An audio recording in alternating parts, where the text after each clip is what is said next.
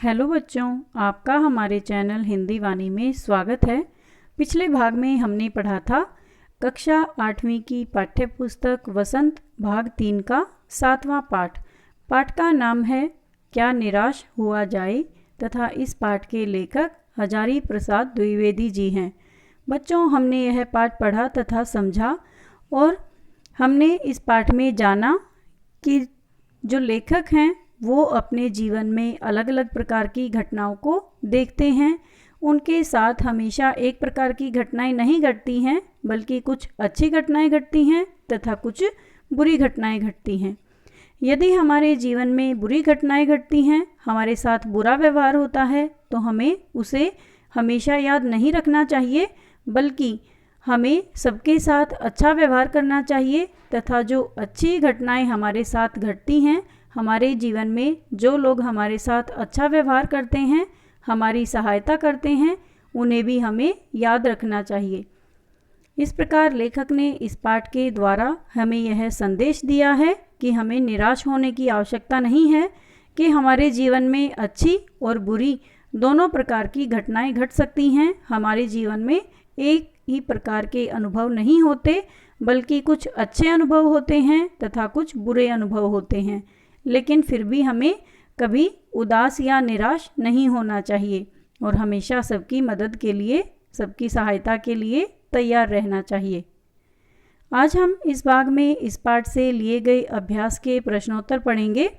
हमारा पहला प्रश्न है, लेखक ने स्वीकार किया है कि लोगों ने उन्हें भी धोखा दिया है, फिर भी वह निराश नहीं है। आपके विचार से इस बात का क्या कारण हो सकता है?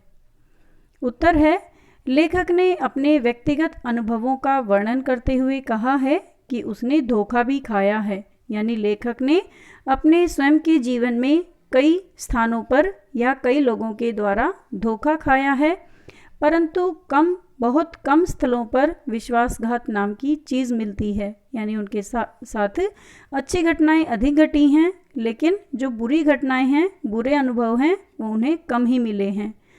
उनका मानना है कि अगर वो इन धोखों को याद रखेगा तो उनके लिए विश्वास करना बेहद कष्टकारी होगा, और ऐसी घटनाएं भी बहुत कम नहीं हैं जब लोगों ने अकारण यानी बिना किसी कारण के उनकी सहायता की है। निराश मन को ढांढस दिया है और हिम्मत बंधाई है। यानी जब लेखक मुसीबत में होते हैं तो कई बार उनकी सहायता लोगों ने की है, जिसके कारण उनका मन निराश नहीं होता और वो औरों को भी या इस पाठ को लिखने के माध्यम से, यानी उन्होंने यह पाठ क्यों लिखा है, हमें शिक्षा देने के लिए लिखा है कि हमें कभी भी निराश नहीं होना चाहिए। टिकट बाबू द्वारा बचे हुए पैसे लेखक को लौटाना, बस कंडक्टर द्वारा दूसरी बस व बच्चों के लिए दूध लाना आदि ऐसी घटनाएं हैं जिनके द्वारा लेखक ने अपने जीवन में अच्छे लोगों को महसूस किया है, उनके साथ लोगों के द्वारा अच्छा व्यवहार किया गया है। इसलिए लेखक को विश्वास है कि समाज में मानवता, प्रेम, आपसी सहयोग, इस प्रकार के जो अच्छे गुण हैं वो समाप्त नहीं हो सकते।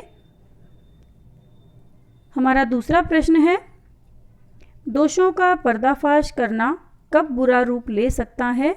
उत्तर है, दोषों का पर्दाफाश करना तब बुरा रूप ले सकता है जब हम किसी के आचरण के गलत पक्ष को उद्घाटित करके उसमें रस लेते हैं, या जब हमारे ऐसा करने से वे लोग उग्र रूप धारण कर किसी को हानि पहुंचाएं। कहने का भाव यह है कि यदि कोई बुरा कार्य करता है तो उसे बताना, उसे उसकी गलती बताना अच्छी बात है, लेकिन उसकी गलती को बार बार दोहराना और उसका मजाक उड़ाना, लोगों के सामने उसकी बार बार उसके कार्य के कारण बेइज्जती करना, उसमें रस लेना, यह बहुत बुरा काम होता है। इसके कारण गलती करने वाले लोग अपने काम पर पछतावा नहीं करते, बल्कि वो और अधिक क्रोध में आ जाते हैं तथा किसी को हानि पहुंचाने लगते हैं।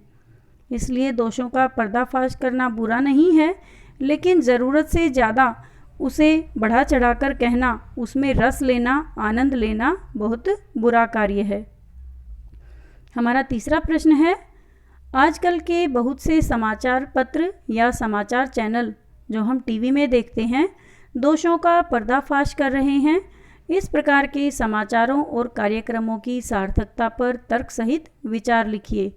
उत्तर है, इस प्रकार के पर्दाफाश से समाज में व्याप्त बुराइयों से अपने आसपास के वातावरण तथा लोगों से हम अवगत हो जाते हैं, हम उनको जान जाते हैं और इसके कारण समाज में जागरूकता भी आती है और साथ ही समाज समय रहते ही सचेत और सावधान हो जाता है। यानी यदि हम इस प्रकार की घटनाओं के बारे में जानते हैं कि किसी को लूटा गया है, किसी के घर चोरी हो गई है या किसी को ठगा गया है, तो इस प्रकार की बुराइयों को जानकर हम अवगत हो जाते हैं, उनसे हम उनको जान पाते हैं, हम समाज में घटित हो रही घटनाओं की जानकारी ले पाते हैं, जिसके कारण हम सावधान हो जाते हैं, जागरूक हो जाते हैं और फिर हमारी हानि नहीं हो पाती। हम सतर्क रहकर अपना कार्य करते हैं। यह आवश्यक भी है, हमें हमेशा सावधान रहना चाहिए तथा हमेशा सबकी सहायता भी करनी चाहिए। हमारा चौथा प्रश्न है, निम्नलिखित के संभावित परिणाम क्या क्या हो सकते हैं? आपस में चर्चा कीजिए। जैसे ईमानदारी को मूर्खता का पर्याय समझा जाने लगा है, परिणाम भ्रष्टाचार बढ़ेगा। सच्चाई केवल भीरू और बेबस लोगों के हिस्से पड़ी है, झूठ और फरेब का रोजगार करने वाले फल फूल रहे हैं। और तीसरा है, हर आदमी दोषी अधिक दिख रहा है, गुणी कम। उत्तर है, सच्चाई केवल भीरू और बेबस लोगों के हिस्से पड़ी है, तानाशाही बढ़ेगी। यानी यदि केवल सच्चे लोग हैं जो वो यदि बेबसी का जीवन व्यतीत करते हैं, वो हमेशा मजबूर रहते हैं, गरीबी में जीवन यापन करते हैं, तो उसके कारण तानाशाही बढ़ती है। दूसरे लोग उनकी इस स्थिति का फ़ायदा उठाते हैं। दूसरा है, झूठ और फरेब का रोजगार करने वाले फल फूल रहे हैं। इसका असर ये है कि इससे समाज में भ्रष्टाचार बढ़ेगा। यदि सब लोग झूठ और फरेब के द्वारा अपना लाभ प्राप्त कर रहे हैं, अपने पास धन दौलत संपत्ति इकट्ठा कर रहे हैं, तो इससे सभी लोग उनसे प्रेरित होंगे तथा सभी लोग झूठ और फरेब का सहारा लेकर अपना जीवन बिताएंगे, जिससे समाज भ्रष्ट हो जाएगा और समाज में भ्रष्टाचार बढ़ेगा। तीसरा है, हर आदमी दोषी अधिक दिख रहा है, गुणी कम। यानी यदि हर व्यक्ति में हम दोष अधिक देखेंगे, गुण कम देखेंगे, तो हम किसी पर भी अच्छे से विश्वास नहीं कर पाएंगे और इससे हमारा अविश्वास बढ़ेगा। यदि हम हर व्यक्ति पर शक करेंगे तो हम किसी पर भी यकीन नहीं कर पाएंगे और हमारा जीवन कठिन हो जाएगा। हमारा पांचवा प्रश्न है, लेखक ने लेख का शीर्षक क्या निराश हुआ जाए क्यों रखा होगा? क्या आप इससे भी बेहतर शीर्षक सुझा सकते हैं? उत्तर है, लेखक ने इस लेख का शीर्षक क्या निराश हुआ जाए उचित रखा है। यह शीर्षक बिल्कुल ठीक है। आजकल हम अराजकता की जो घटनाएं अपने आसपास घटते देख रहे हैं, जिससे हमारे मन में निराशा भर जाती है, हम उदास हो जाते हैं कि हमारे आसपास इस प्रकार की बुरी घटनाएं घट रही हैं। लेकिन लेखक हमें उस समय समाज के मानवीय गुणों से भरे लोगों और उनके कार्यों को याद करने के लिए कहा है, जिससे हम निराश न हों। यानी हमें समाज के बुरे कार्यों को भी जानना चाहिए और इसके साथ साथ जो समाज में अच्छे कार्य किए जा रहे हैं उनको भी जानना चाहिए। हमें हमेशा निराश नहीं होना चाहिए तथा हर व्यक्ति के जो अच्छे गुण हैं उनके बारे में भी सोचना चाहिए। इसका शीर्षक इस पाठ का हम अन्य शीर्षक हम निराशा से आशा भी रख सकते हैं। यानी यदि हम निराश हो चुके हैं अपने जीवन में, जो आसपास की घटनाएं घट रही हैं उन्हें देखकर यदि हम निराश हो गए हैं, तो हमें निराश होने की आवश्यकता नहीं है, क्योंकि इस दुनिया में अच्छे लोग भी हैं और अच्छे लोग हमेशा सबके साथ अच्छा व्यवहार करते हैं। उम्मीद है बच्चों आपको यह पाठ, इसके प्रश्नोत्तर समझ में आ गए होंगे। आपको हमारा यह वीडियो कैसा लगा हमें कमेंट करके ज़रूर बताएं।